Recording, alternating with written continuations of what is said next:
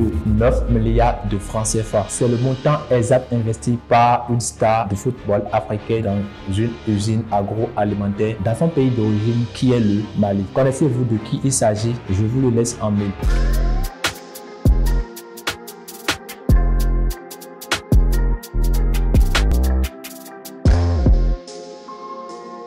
Bienvenue sur la chaîne de l'entrepreneur à succès. Je m'appelle Arnaud, je suis un entrepreneur web. Ici, nous traitons des sujets tels que l'entrepreneuriat, l'industrialisation en Afrique, investir en Afrique, la technologie, etc. Puisque nous savons que c'est les piliers sur lesquels l'Afrique, la jeunesse africaine doit s'appuyer pour son épanouissement et pour le développement de notre continent. Donc, si c'est des sujets qui te passionnent, tu es au bon endroit, abonne-toi puis active la cloche de notification pour ne rien louper de nos prochains contenus. Il est rare de voir aujourd'hui les stars du football africain qui décident d'investir une somme assez conséquente dans l'industrialisation après leur carrière de football. Généralement, la plupart de nos stars, une fois à la retraite, ils préfèrent rattraper tout ce temps passé en dehors du pays avec leur famille ou ils préfèrent profiter de leur fortune, de la belle vie, ce qui est tout à fait compréhensible. Cependant, celui dont nous allons parler maintenant est une exception. Il ferait probablement partie des toutes premières stars africaines à pouvoir mettre en place une telle action. Il s'agit de l'international malien et ancien joueur du FC Barcelone, Seydou Keita. Seydou Keita, né le 16 janvier 1980 à Bamako au Mali, est un footballeur international malien qui a évolué au poste de milieu de terrain. Il détient actuellement le record du footballeur le mieux titré au Mali avec 17 titres collectifs remportés au cours de sa carrière. Il a été élu meilleur joueur pour la Coupe du Monde des moins de 20 ans en 1999. A remporté le soulier bronze africain en 2007. J'ai eu des opportunités à l'extérieur, mais je voulais faire ça ici au Mali, a déclaré Seydou Keita sur la chaîne télévision publique malienne. Il a ajouté: c'est mon devoir de venir investir ici, créer des emplois parce qu'on sait qu'en ce moment, c'est très compliqué pour tous les Maliens. Il estime que l'usine est un moyen d'exprimer sa reconnaissance envers les Maliens qui l'ont soutenu durant toute sa carrière de footballeur à l'international. Je considère cette initiative assez louable et félicite une fois encore le champion. Bravo à lui, bravo à Seydou Keita pour cette action qu'il a mis en place qui honore le Mali et qui honore également le continent africain. Le complexe est implémenté dans la localité de Sananko-Roba, une commune située à 30 km environ de Bamako sur une superficie de 7 hectares. Son lancement officiel a eu lieu en octobre 2023. Ce complexe composé de 7 unités de transformation aura une capacité de 312 000 bidons de 20 litres d'huile végétale, de 3600 tonnes de savon et de 24 000 tonnes de graines de coton. Ce type d'initiative est ce dont le continent a besoin. Des vrais patriotes, des personnes qui ne pensent pas simplement profiter du travail que les autres ont mis en place. Nous connaissons beaucoup de jeunes africains ou beaucoup de stars qui ont évolué, que ce soit du côté du football ou que ce soit du côté de la musique.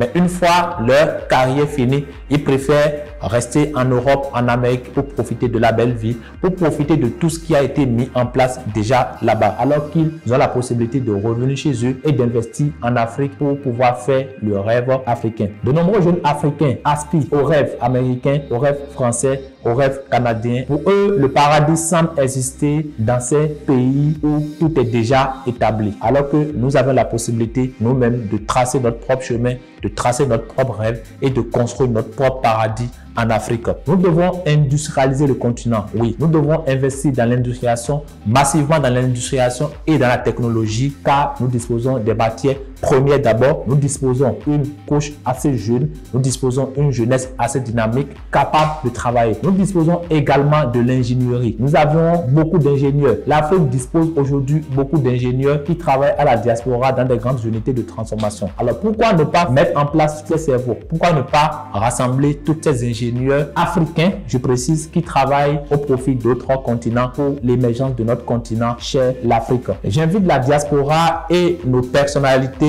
influentes à suivre Seydou Keita au lieu de vouloir encore distraire la jeunesse par des collaborations présumées ambassadeurs des sociétés de paris sportifs ou des sociétés de gains en ligne. Alors, nullement, aucune société de paris sportifs n'aidera la jeunesse à sortir de ce chaos. Au contraire, ils ne font que les appauvrir. Aujourd'hui, l'initiative, ce n'est pas de critiquer ces sociétés de paris sportifs, non, mais l'initiative, c'est de faire un appel à toutes ces stars, que ce soit de la musique, du football, qui ont quand même une influence sur le continent et qui ont bien sûr de finances, d'investir dans la technologie, d'investir dans l'industrialisation, comme ce qu'est en train de faire Seydou Keita. Nous avons connu dans différents pays africains des grands concerts organisés dont des artistes sont invités depuis l'étranger où des sommes faramineuses sont mises sur table avant que ces artistes ne descendent sur le continent. Pensez-vous que le nombre de concerts que ces jeunes ont assistés fera qu'ils trouveront une solution?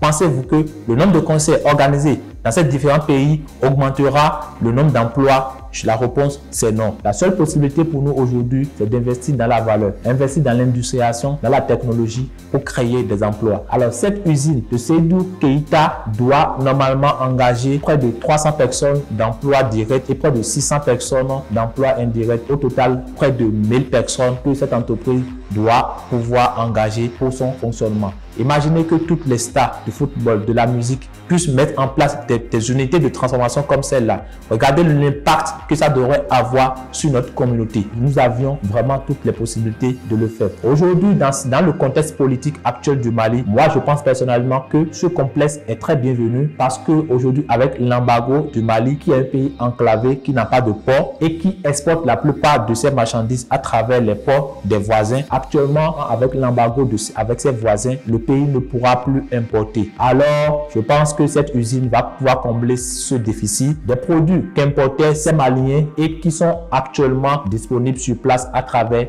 l'usine de Keita. Malgré la plus grande réserve de terre en arabe, malgré toutes les ressources premières dont nous disposons, malgré le nombre d'ingénieurs dont nous disposons, l'Afrique importe plus que ce qu'elle produit. J'encourage donc chaque Africain et même ceux de la diaspora à venir investir massivement en Afrique pour l'émergence du continent. Nous devons comprendre que personne ne nous accordera la liberté tant que nous-mêmes nous nous levons et luttons pour elle. Ni la France, ni les États-Unis, ni la Chine, ni la Russie ne nous donnera cette liberté. Même si en temps, la Russie et l'Asie seront potentiellement des alliés pour cet objectif d'industrialisation du continent, ils ne feront pas le job à notre place. Ils ne feront pas la transformation de l'Afrique à notre place. Aujourd'hui, les pays comme l'Inde, la Chine sont plus ouverts en ce qui concerne la technologie et en ce qui concerne l'implémentation des industries en Afrique. Cependant, c'est nous, Africains, qui devrons se lever. C'est nos politiques qui devront se lever pour aller chercher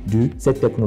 Je demande également à nos autorités de rendre l'environnement d'investissement dans nos différents pays plus flexible afin d'encourager la diaspora. Oui, je suis en train de parler de la flexibilité parce que les démarches administratives s'avéraient être complexes lorsqu'il s'agit de la mise en place d'une industrie ou lorsqu'il s'agit des paperasses à avoir pour mettre en place une industrie. Donc, je pense qu'il y a énormément de travail à faire là également au niveau des autorités. Il faudrait que la fiscalité soit plus avantageuse pour ces Africains qui veulent investir sur le continent. Chers amis, nous sommes à la fin de cette vidéo. Si vous avez aimé, n'oubliez pas de laisser un pouce, de liker et d'activer la cloche de notification. Également, partagez cette vidéo dans vos différents groupes. C'est la seule façon pour vous aujourd'hui de soutenir la communauté, l'entrepreneur des succès. Parce que pour mettre en place un contenu, c'est beaucoup de travail derrière, c'est beaucoup de montage, c'est beaucoup d'écriture. Donc les amis, c'est la seule façon pour vous aujourd'hui de nous soutenir à continuer à avoir l'énergie, continuer à vous produire de contenu de bonne qualité. On se retrouve dans une prochaine vidéo.